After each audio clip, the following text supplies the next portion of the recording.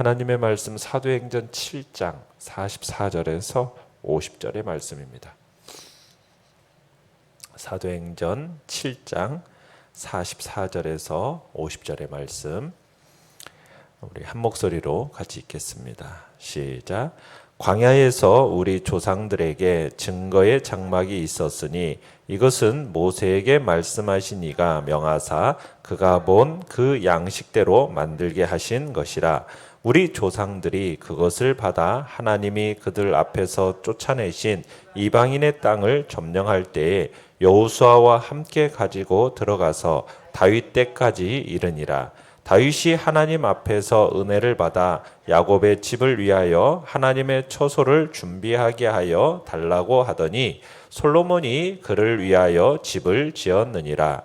그러나 지극히 높으신 이는 손으로 지은 곳에 계시지 아니하시나니 선지자가 말한 바 주께서 이르시되 하늘은 나의 보좌요 땅은 나의 발등상이니 너희가 나를 위하여 무슨 집을 짓겠으며 나의 안식할 처소가 어디냐. 이 모든 것이 다 내 손으로 지은 것이 아니냐 함과 같으니라. 아멘. 오늘 말씀의 제목은 우상화된 신앙 요소라는 제목으로 말씀을 나눕니다. 지금 우리는 스데반의 최후 진술 설교를 보고 있는데요. 예수 그리스도의 복음의 정통성과 유대인의 오류를 지금 이스라엘의 역사를 통해서 논증하고 있는 설교를 보고 있는 겁니다. 지금 스데반은 이스라엘 조상들의 그 불순종했던 과거의 역사를 서술하면서 지금 초대교회 당시 이 유대인들로 하여금 지금 자신들을 그들의 조상들과 비교하게 하는 겁니다. 그러면서 그들 역시 그 조상들의 불순종의 죄악을 그대로 답습하고 있다라는 것을 지적하고 있는 거죠. 그러니까 실제로 율법을 거스른 것은 스데반 자신이 아니라 바로 자신을 고소한 유대인들이다. 지금 이 이야기를 설파하고 있는 겁니다. 이어서 오늘 본문은 유대인들이 지금 스데반을 고소한 두 번째 이야기, 성전을 모독했다라는 이 죄목과 관련해서 지금 유대인들의 성전 숭배가 잘못되었음을 지적하고 있는 내용입니다. 내용 관찰 문제 1번을 보시면, 스데반은 성막을 무엇이라고 불렀습니까? 자, 44절을 이제 보시면은 이제 스데반이 성막의 유래를 이제 설명하고 있어요. 하나님께서 이스라엘 자손을 애굽에서 인도하여 내신 후에 광야에서 이제 모세를 명하셔서 성막을 지켜 하셨죠. 이 성막이라는 곳은 뭐냐면 하나님의 임재의 상징적인 처소이면서 하나님과 백성들의 만남의 장소로서 성막을 하나님이 지켜 하신 겁니다. 그러면서 이 성막은 이스라엘 백성들의 생활의 중심이 되었어요. 그런데 오늘 44절에서 이 성막을 가리켜서 스데반은 뭐라고 부르고 있습니까? 증거의 장막, 이렇게 부르고 있어요. 증거의 장막. 자, 증거의 장막이라고 부른 이유는 무엇이겠습니까? 그 안에 뭐가 있어요? 모세가 하나님께로부터 받은 십계명 두 돌판이 보관되어 있기 때문에 증거의 장막, 이렇게 얘기를 하고 있는 겁니다. 그러니까 이 성막이라는 것은 뭘 증거해 주는 거냐? 하나님의 임재를 증거해 주고, 그리고 그의 거룩하신 뜻을 증거하는 역할, 그게 바로 성막의 역할이라는 거죠. 그래서 스데반이 이 성막을 증거의 장막, 이렇게 부르고 있는 겁니다. 그러니까 성막은 하나님의 존재와 하나님의 뜻을 증거하는 그런 하나님의 임재의 상징적인 처소다라는 것이 지금 성막의 의미라는 거죠. 그러면서 스데반이 이제 44절에서 뭘 얘기하느냐면, 이 거룩한 성막이 하나님이 모세에게 그 모양을 보여주셨기에 건축할 수 있었다라는 거예요. 이걸 강조하고 있어요. 그러니까 천사가 하늘에서 본 것을 모세에게 말했고요, 모세는 천사에게 들은 대로 성막을 세운 겁니다. 그러면 이 성막이라는 것은 결국 뭐란 얘기예요? 하늘 성전의 모형이라는 거죠. 그죠? 모형이에요, 모형. 물론 이게 또 솔로몬의 성전도 마찬가지예요. 솔로몬에 의해서 건축된 성전도 마찬가지예요. 왜냐하면 이 성전을 지을 때도 하나님께서 다윗에게 그 식양, 그 모양을 어떻게 만들 것을 다윗에게 알려주셨고 그대로 만들어진 게 성전이거든요. 그러니까 이 땅의 성전이라는 것은 그 존재 자체로 가치가 있는 게 아니라는 거예요. 성전은 언제 가치가 있느냐? 하나님이 그곳에 임재해 계시고 하나님의 말씀이 그곳에 임재해 있을 때에만 가치가 있는 거죠. 만약 그 성전에 하나님이 떠나시면 그 성전에 가치가 있어요, 없어요? 없다라는 거예요. 그저 종교의 한 유물이 될 뿐이라는 겁니다. 자, 그러면서 그 성막이 이제 45절에서 쭉 다윗 때까지 이르게 되었고, 이제 다윗이 이제 이 성막을 이제 성전으로 이제 지키기 위한 이제 마음을 품게 되는데, 이제 다윗이 하나님의 기뻐하심을 받아가지고 이제 주변 족속들과의 전쟁에서 승승장구를 하지 않습니까? 그래가지고 드디어 막강한 통일 이스라엘 왕국을 건설을 해요. 자, 그런데 다윗 때 이제 하나님의 성막이 이리저리 옮겨 다니다가 마침내 이제 예루살렘 기브온에 안치가 돼요. 그런데 다윗의 마음이 평안하지가 않은 거예요.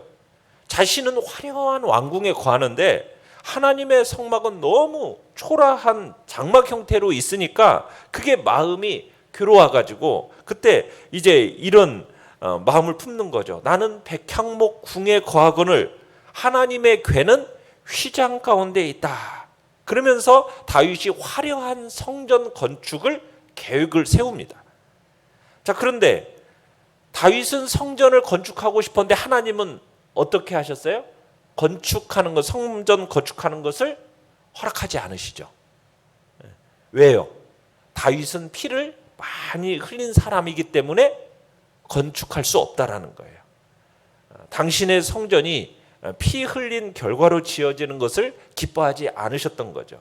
그래서 평화로운 때에 건축하기를 원하셨고 결국 누구 때에 드디어 성전이 건축되어졌다고 지금 스데반이 얘기하고 있습니까? 솔로몬 때에 지어졌다. 47절에 그렇게 얘기하고 있는 거예요. 자, 내용 관찰 문제 2번을 보시면 스데반은 성전을 무엇이라고 표현합니까? 자, 48절을 보시면은 스데반이 성전을 가리켜서 뭐라고 그러냐면 손으로 지은 곳 이렇게 부릅니다. 손으로 지은 곳이다. 나아가서 이제 여기 이제 49절 50절은 이사야서 66장을 인용한 말씀이에요.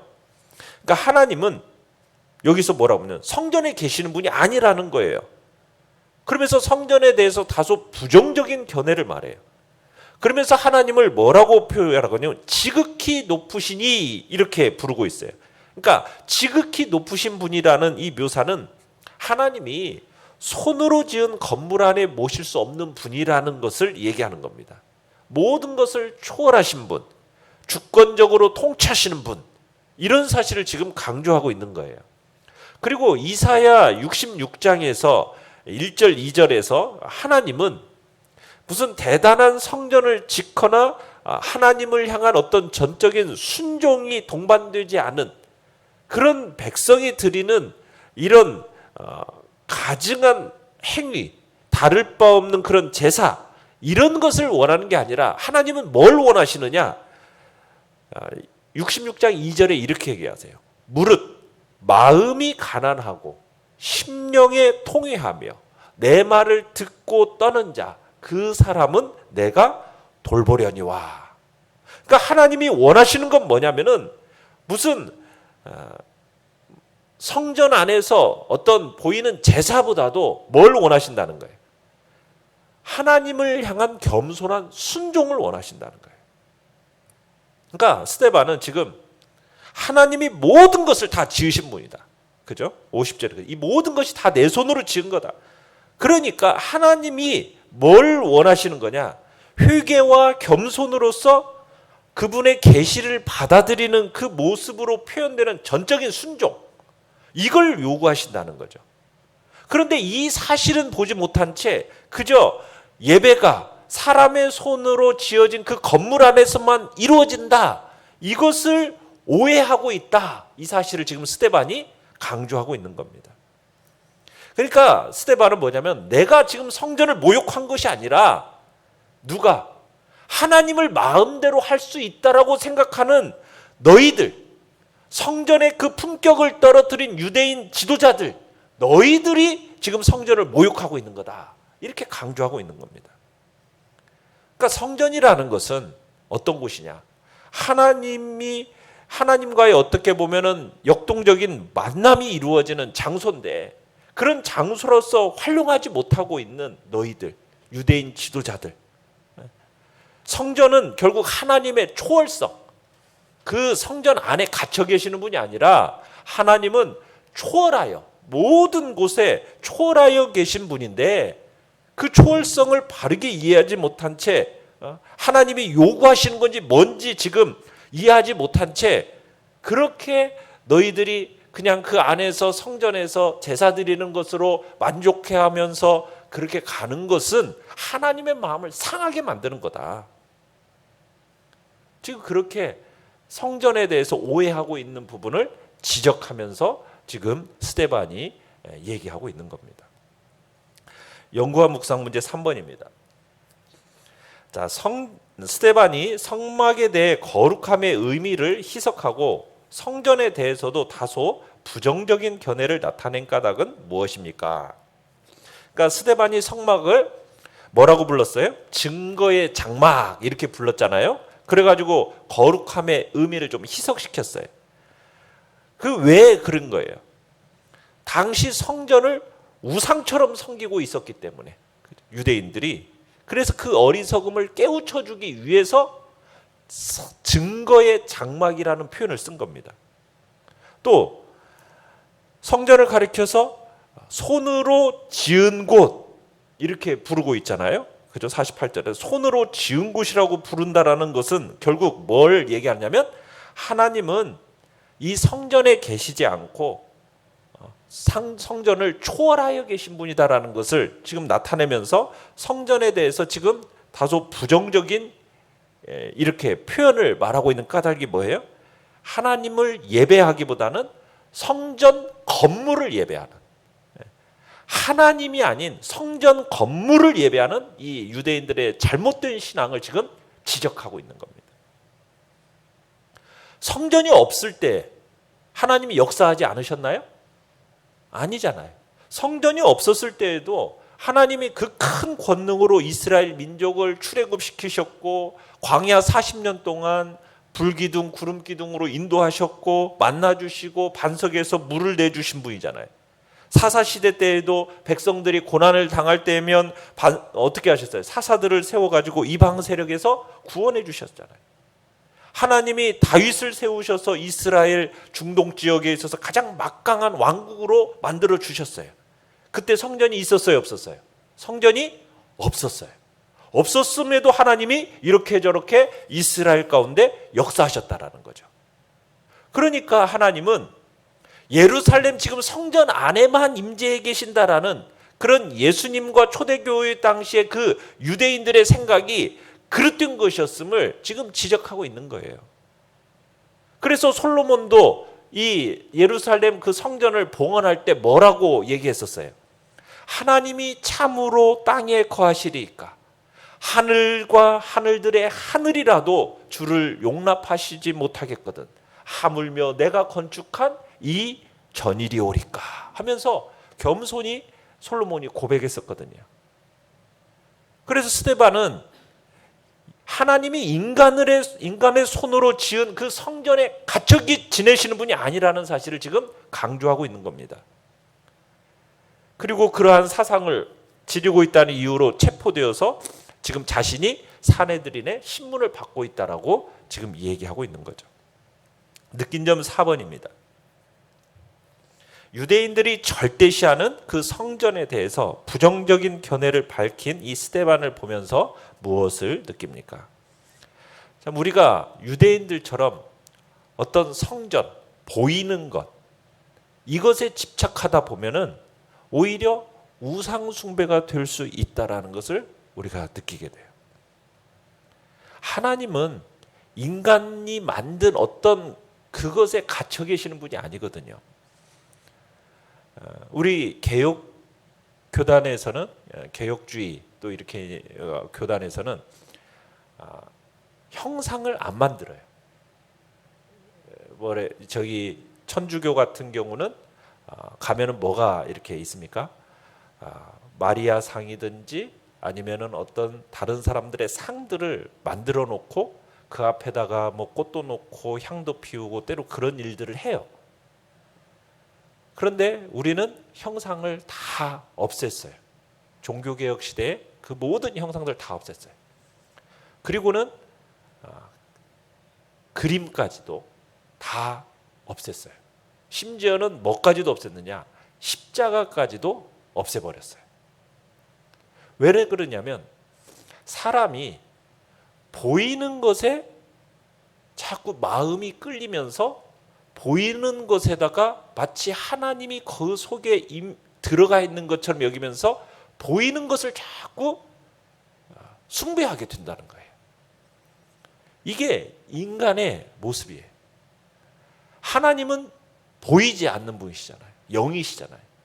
영이신 그분을 보이는 것으로 대체해버리는 것이 뭐가 된다?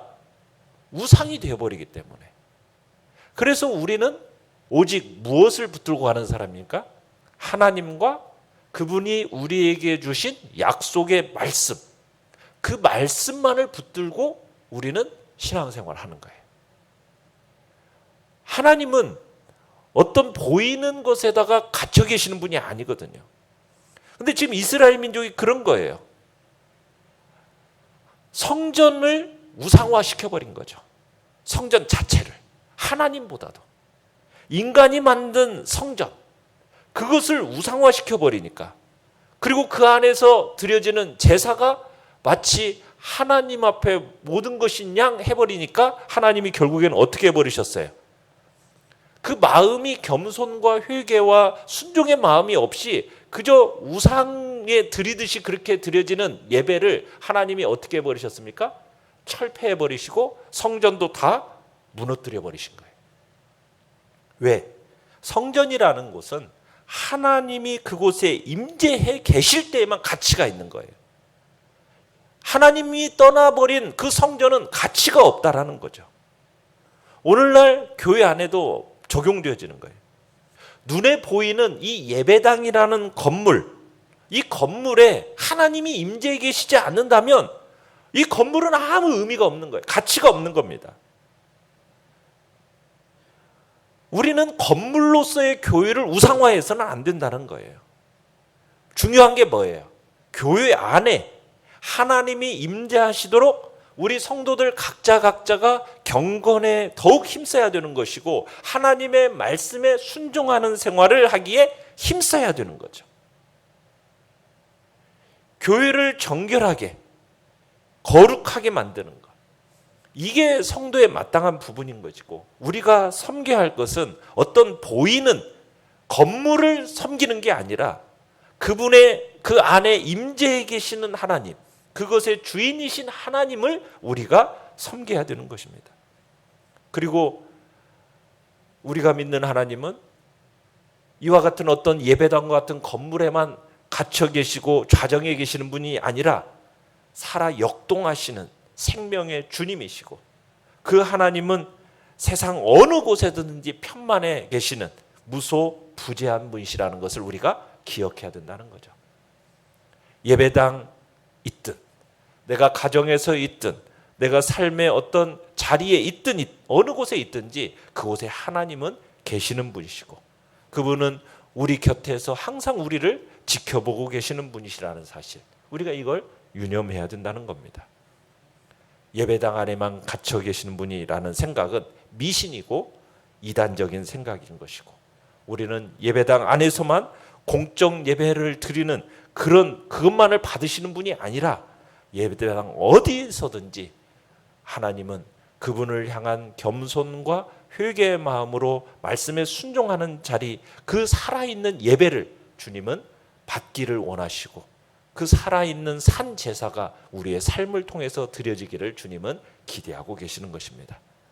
우리는 그 마음을 가지고 오늘도 주님과 소통하면서 진리의 말씀을 붙들고 하나님의 말씀에 온전히 순종하는 자리에 우리가 있기를 바랍니다.